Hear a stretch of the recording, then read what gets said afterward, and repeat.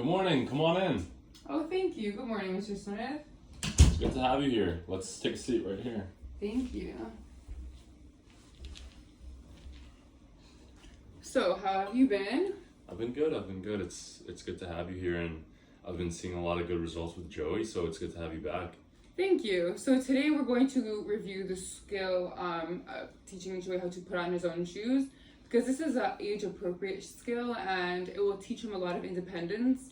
It can also generalize to other skills eventually, like being able to dress himself. So that's why it's very important to learn this. Also, he'll be able to generalize this skill to other environments. So right now he'll be learning how to do it first in his own home. But I know you said he spends a lot of time at the playground with his grandparents. So I'll be training you how to teach him this skill, but you could also talk about this and show your parents how to do this with him, so that he can be able to do this at his grandparents' house and at the playground. So this will be a really important skill, and it's also something that all his friends and his peers are also going to start doing. So it will be something that's, at his age. Yeah, that's definitely something I'm looking forward to. Yeah. So let's review quickly the agenda for today before we get started with the training. So the first thing we'll do will be to just kind of, go over, well, we've kind of already gone over the rationale and like the target skill, which is putting on his shoes. So this won't really include tying laces for now, because I know you said that mostly Joey's shoes have no laces yet, or just Velcro. So it will just be putting on the right shoe on the right foot and the left shoe on the left foot by himself. Sounds good. And then the plan will be for you to start implementing this in your home, kind of at the natural times that Joey needs to put his shoes on. So when it's time to go outside, you can say, "Oh, hey, Joey, like come sit over here. Let me show you how to put on your shoes." So kind of like that. So that's when you'll start to implement this training. So it just feels very natural to him. He doesn't think anything's different. He'll just feel like it's if he's learning how to do something by himself. This was the Mediator performance checklist. So this will be for you. You can have this somewhere convenient for yourself, like maybe near the front door, print it out. So basically there is a few steps here. There are 7 steps, and then you'll just be checking yes or no. So the first step is that the mediator must read over the operational definition of the target behavior before interacting with the child. So as we've already gone over this, the operational definition of the target behavior is putting on shoes. So that's just like any instance where Joey is able to put on the appropriate shoe onto the appropriate foot independently with minimal prompting from you. So you'll just review this definition before you start the training. So you just put yes or no. And then second was the mediator delivers verbal prompts to his child to complete each step independently using pick up your right shoe and put it on your right foot. So if you gave him prompts, you will say yes or no. The third step is the mediator models each step of the skill by completing the step himself and delivers the cue, let's do it together like this. So for instance, you'll model this skill while you're teaching Joey. So you'll say, "Oh, hey Joey, like watch how I do it," or let's do it together like this. So you'll put on your own shoes while he puts on his shoes. So it seems like something you're doing together. And it also shows him how to do it. It gives him a model. So then step 4 is the mediator delivers immediate behavior specific praise within 5 seconds for the correct actions by saying, "Great job picking up your right shoe." So you're just going to be giving Joey some praise, like, "Oh, good job, Joey, like you put on your right shoe. Now we're going to do the next shoe like this." So if you do it, you do yes. If you forget, it's okay, but you'll also check no. Step 5 is, so the mediator signals the training session is over by delivering praise when the entire task, putting on shoes, is complete within 5 seconds. So you'll say something like, "Great job, Joey, you put on your shoes all by yourself.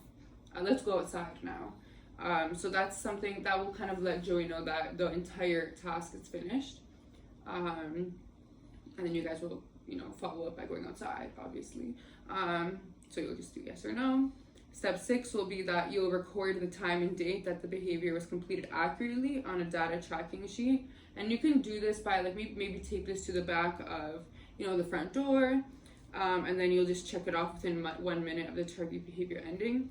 So you would just this will just be so when we do follow up, we can see like how his behavior progressed, and how frequently he is able to do this behavior by himself. So do yes or no. And then finally, you'll just record his name under the reported by. So yeah, and you'll just do yes or no. So you'll just like write your name. So let's say your parents do this, you can also show them how to fill in the data tracking sheet. They'll just say like, grandma, grandpa, whatever. And then at the end, you will just calculate your performance score. So it's very simple. All you'll do is like the number of yeses divided by the number of steps, and then you'll multiply that by 100, and that's how you'll get your performance score. So this will be good because every single time you train Joey how to do this skill, you'll get a different score, so you'll be able to see if your score is going up or if it's going down. So it's good for both of us to see like if we need to review this training again, or if you're doing great and you see also that Joey's progress is doing great, you can move on to different skills for our next session. Okay, so now that we've reviewed that, I think we can start the training for putting on shoes. Firstly, we're going to do it where I'm the trainer and you are Joey, okay? So I will be training you, and then we'll practice that a bit, and then you'll have a chance to be the trainer and I'll be Joey, so you'll be training me. Okay? So you'll start by saying, so let's say we're already in the position, so you're Joey. I would say, okay, Joey, it's time to put on your shoes. So let's do this together. Watch how I do it. So pick up your right shoe. Good job, you got your right shoe. Now put your foot up like this.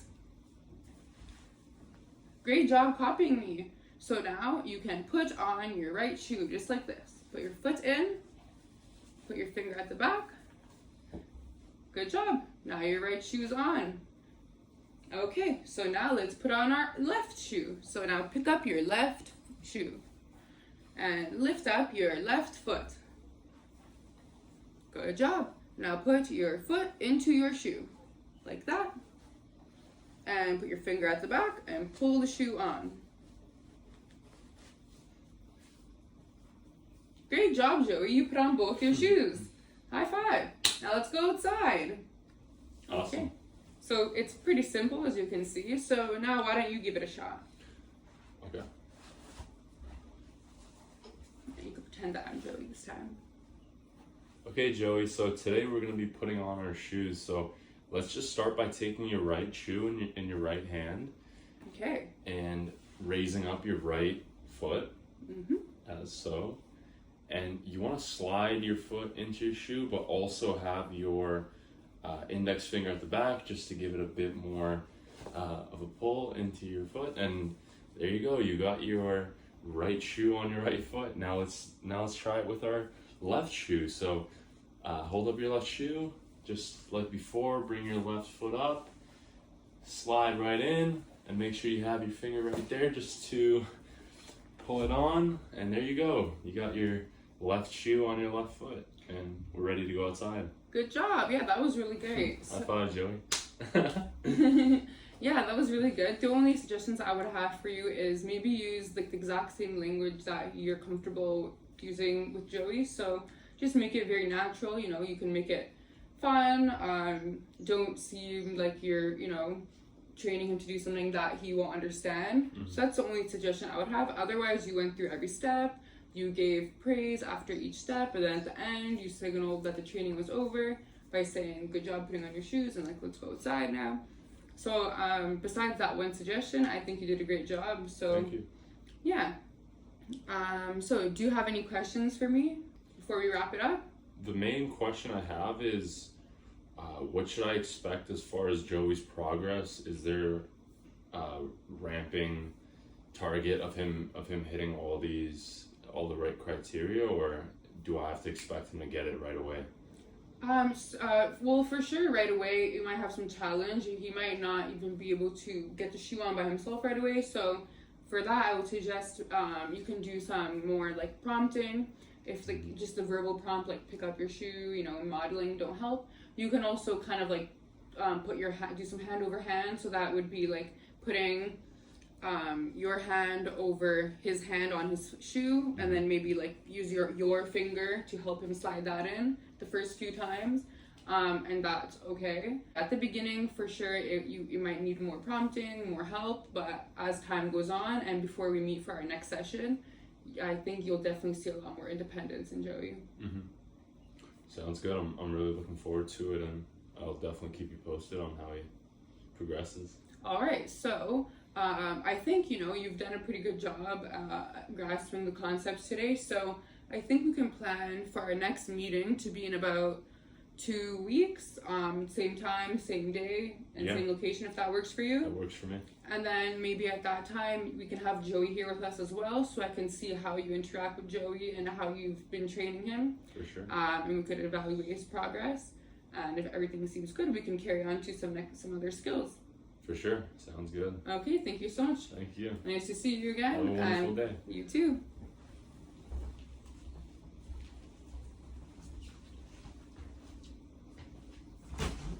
Bye. Take care.